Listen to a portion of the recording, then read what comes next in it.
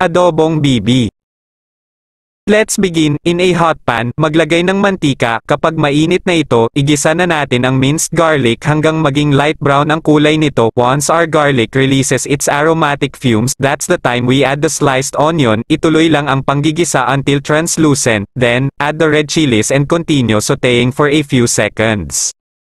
Ngayon, ilagay ang karne ng bibi sa pot at igisa ito ng mabuti until our aromatic ingredients blend with our dish. Kapag natuyo na ang ating karne, that's the time we add our soy sauce. Then, ituloy ang pangsasangkot siya hanggang ma-absorb ng meat ang flavors ng toyo. After that, i-season na natin ng paminta, liquid seasoning, at haluin ng mabuti until all ingredients blends together.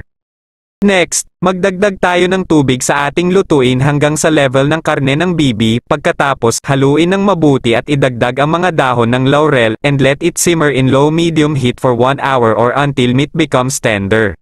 Pagkalipas ng kalahating oras, tingnan natin ang ating niluluto. It's time to add some tangy flavor by putting vinegar in our dish. At tandaan, huwag muna haluin. Once our vinegar releases its acidic fume, that's the time to mix our dish and check the tenderness of our meat. Then, ituloy lang natin ang pagsisimmer.